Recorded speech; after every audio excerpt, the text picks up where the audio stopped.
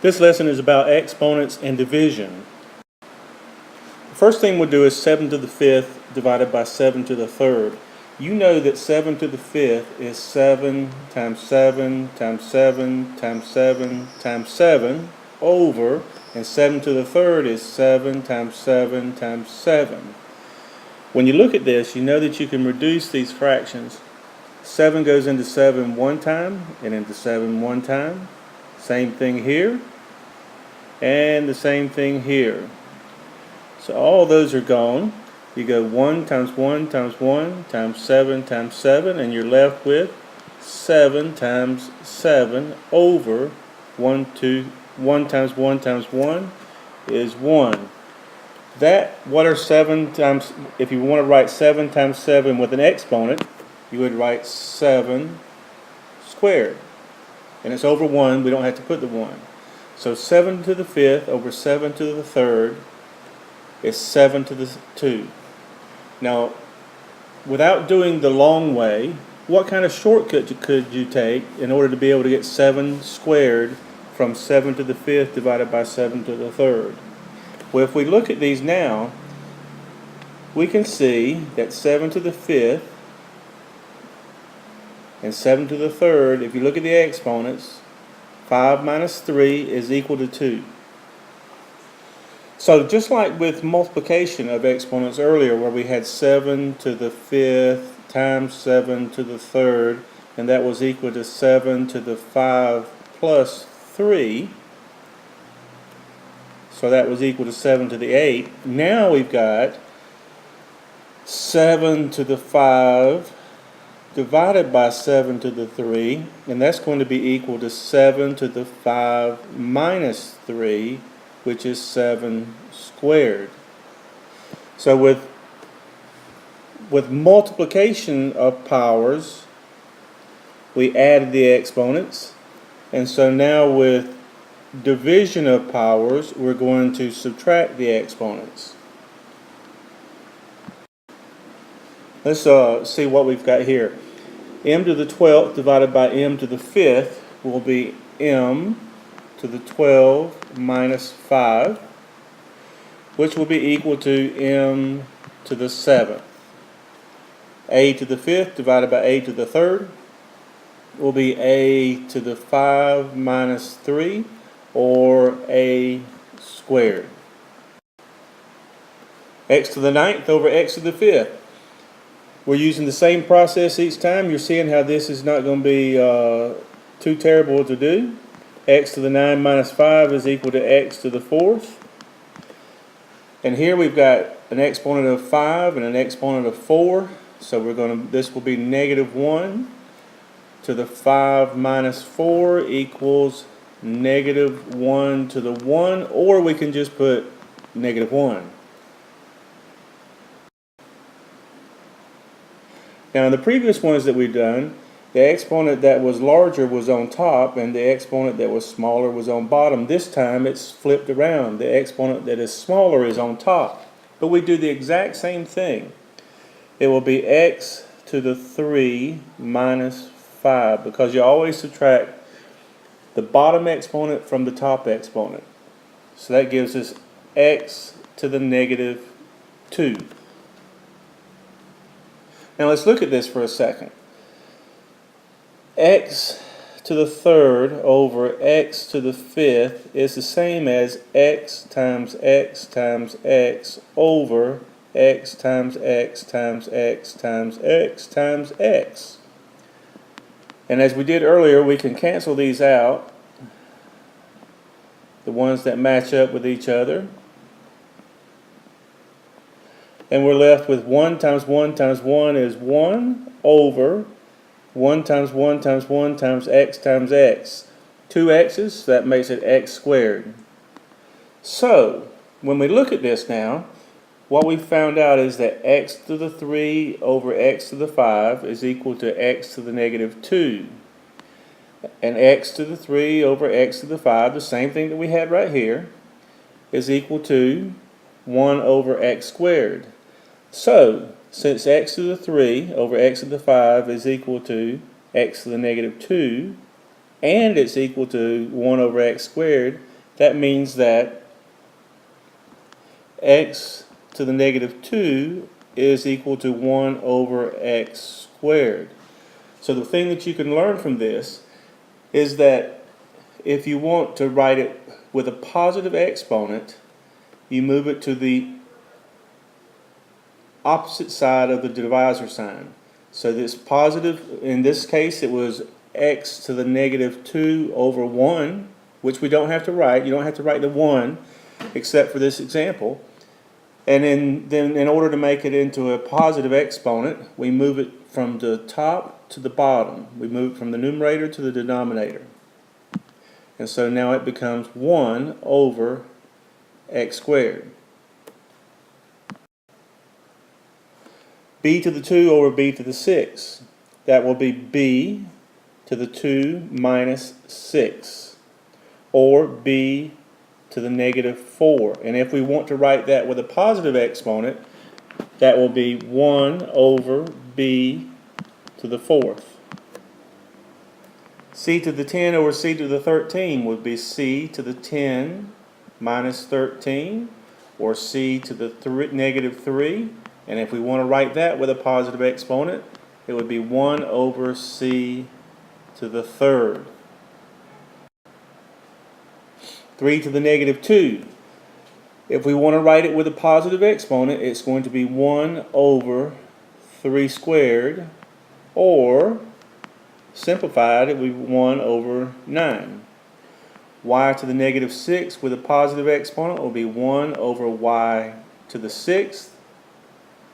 And 3 to the negative 1 will be 1 over 3 to the 1, or just simply 1 to the 3rd. Okay, a couple of important examples here. X, y to the negative 1. The negative 1 tells you that if you want to write it with a positive exponent, you've got to move the power to the bottom of the denominator, or bottom of the fraction. So now it's going to be 1 over x, y to the 1, or simply 1 over x, y. Because the negative 1, the power here, is associated with this set of parentheses. So everything inside the parentheses is to the negative 1 power.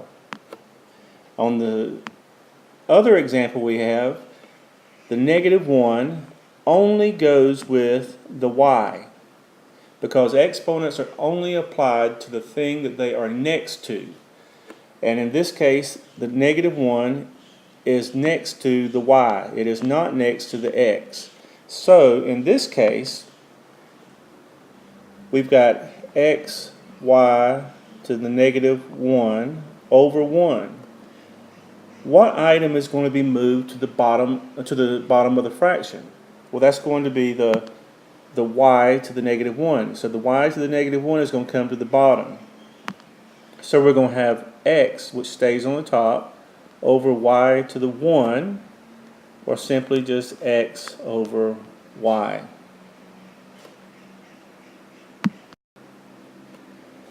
Three to the 3rd over 3 to the 3rd. You know that that's 3 times 3 times 3 over 3 times 3 times 3. Once again, we go through our process and everything gets eliminated, canceled out. And we're left with, how many 3's do you see now? There are 0 3's. So this is 3 to the 0 power. One thing that you also know is that any number over itself is equal to 1. Well, 3 to the 3rd and 3 to the 3rd are the same numbers. So that means that 3 to the 3rd over 3 to the 3rd is equal to 1. So 3 to the 3rd over 3 to the 3rd is equal to 1. We've also established that 3 to the 3rd over 3 to the 3rd is equal to 3 to the 0. Well, if 3 to the 3rd over 3 to the 3rd is 1, and 3 to the 3rd over 3 to the 3rd is 3 to the 0, then that means that 3 to the 0 is equal to 1. And that brings up an important rule that you need to know, that any power to the zero, any power with an exponent of 0 is equal to 1. It doesn't matter how big the number or how small the number. If it's to the 0 power, simplified, it is 1. So, a to the 0 power. A to the 0 power is 1. 4 to the 0 power is 1. Negative 8 to the 0 power is 1. A little bit of a challenge here that you got to make sure that you pay attention to what we talked about earlier. In this case, the parentheses contains a 2r. So that means that 2r is to the 0 power. So the answer would be 1. On the second one, the r is to the 0 power. So this is 2 times r to the 0 power. So that means that it will be 2 times 1, or 2. Okay, now how to simplify some things. We're going to review something first. What we're going to be doing is simplifying fractions that have powers in them. But the first thing we want to do is review how to simplify just regular fractions. We've got 6x plus 2y plus 8z over 2. It's important that you remember that this can be divided into 3 fractions: 6x over 2 plus 2y over 2 plus 8z over 2. And then we go 6 divided by 2 gives us 3x plus 2 divided by 2 gives us 1y, and 8 divided by 2 gives us 4z. But you don't have to break it up into these 3 parts here. You can just look at it and go 6 divided by 2 gives me 3, 2 divided by 2 gives me 1, and 8 divided by 2 gives me 4z. Okay. Now, we've got 6x to the 4th plus 10x to the 3rd over 2x to the 2nd. We'll break this one apart. We've got 6x to the 4th over 2x squared plus 10x to the 3rd over 2x squared. It's important that you remember that you divide the number by the number and the power by the power. So 6 divided by 2 gives us 3, and x to the 4 divided by x to the 2 gives us x to the 2. And then 10 divided by 2 gives us 5. And x to the 3rd divided by x to the 2 gives us x to the 3 minus 2, which would just be x. Okay, our final problem of this session. We've got 6n to the 5th minus 12n to the 2nd over 3n to the 2nd. So we're going to go 6 divided by 3, and that gives us 2. And then we're going to go n to the 5th divided by n to the 2. That's n to the 5 minus 2, or n to the 3. Bring down our negative sign. Next, we're going to have 12 divided by 3, which gives us 4. And we're going to have n to the 2 divided by n to the 2, which gives us n to the 2 minus 2, which would be n to the 0, which is 1. So 4 times 1 is 4, so we don't have to put the 1 there beside the 4.